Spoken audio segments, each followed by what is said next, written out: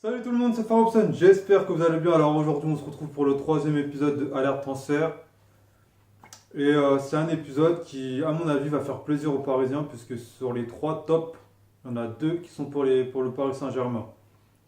Allez les amis, on commence maintenant. Premier joueur, top 1, Hirving Lozano. Je ne sais pas si vous avez regardé les vidéos précédentes, mais j'avais parlé d'un intérêt du Napoli où il devait signer pour 40 millions. Les derniers jours qui se sont écoulés, il y a eu un changement de programme. Apparemment, il se dirigerait vers le Paris Saint-Germain pour exactement la même somme.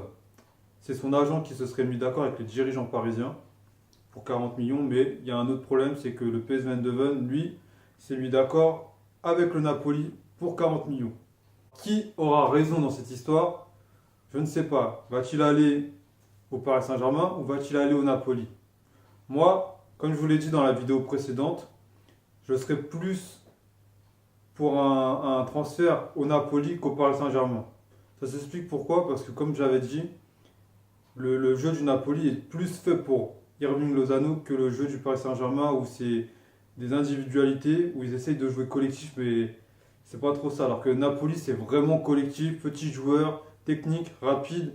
Donc moi, je le vois plus à Naples qu'au Paris Saint-Germain. C'est pour ça que je suis contre sa venue au Paris Saint-Germain. Vous, est-ce que vous êtes pour? Est-ce que vous êtes contre? Dites-le moi dans les commentaires, j'attends ça avec impatience. On va passer maintenant au top 2 de cette vidéo qui est toujours centrée sur le Paris Saint-Germain puisque apparemment le Paris Saint-Germain voudrait Edin Dzeko pour 20 millions d'euros. C'est les négociations qui seraient en cours apparemment d'après les rumeurs, je ne sais pas si c'est vrai vu que ce sont des rumeurs. Et ce serait sûrement pour remplacer Cavani et pas dans une rotation. Malheureusement pour les supporters parisiens. Je sais que Cavani c'est le joueur le plus aimé du Paris Saint-Germain. Mais apparemment lui sera en partance et Dzeko serait là pour le remplacer. Après, Paris n'est pas le seul sur le dossier puisqu'il y a aussi Inter Milan qui voudrait remplacer Icardi par Dzeko. Donc, qui aura le dernier mot? Paris ou Inter Milan? Je ne sais pas. L'avenir nous le dira. En tout cas, moi, je suis pour la venue de Dzeko seulement si ça aurait été dans le fait d'une rotation avec Cavani. Pour les matchs de Ligue des Champions, on fait sortir Cavani, tu fais rentrer Dzeko, ça a de la gueule quand même. On va pas se mentir, ça a de la gueule. Mais si c'est pour le remplacer, je suis quand même un peu contre parce que Paris perdrait de la puissance en vrai. En perdant Cavani et pour le remplacer par Dzeko, c'est perdre un peu de puissance. Je ne dis pas que Dzeko est plus faible que Cavani, mais dans le schéma, je ne sais pas s'il aurait vraiment sa place en vrai. Parce que Cavani, c'est quand même un gros travailleur, ce que n'est pas Dzeko. Dzeko, c'est plus un attaquant de surface. Il sait dribbler, mais c'est plus un attaquant de surface. Alors que Cavani va se déplacer, va déborder, il va laisser rentrer Mbappé ou Neymar dans la surface pour les libérer de l'espace, que Dzeko ne fait pas forcément. Donc moi, je pense que Paris serait perdant en prenant Dzeko pour remplacer Cavani. Voilà pourquoi je suis contre. Après, c'est à vous de me dire si vous aussi, vous êtes d'accord avec moi et que vous êtes contre ou si vous êtes pour. Voilà. Maintenant, on va passer au troisième joueur, le top 3. Le top 3, c'est un champion du monde. Et je pense que vous aurez deviné de qui je vais parler, puisque je vais parler d'Olivier Giroud, qui est en fin de contrat à la fin de la saison. Et d'après les dernières nouvelles, Nice se serait renseigné sur lui et voudrait vraiment l'attaquer en champion du monde dans leur club. Mais moi, je pense que ça peut poser un petit problème, parce qu'ils n'ont pas dû réfléchir à toutes les lignes. Si Olivier Giroud devait venir à Nice, il serait obligé de réduire son salaire de moitié ou même un peu plus de la moitié.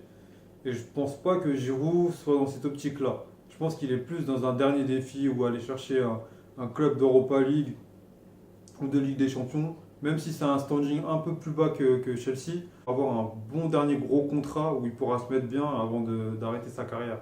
Parce que là, l'âge qu'il commence à monter, je pense qu'il a 33 ans, 34 ans dans ces zones-là.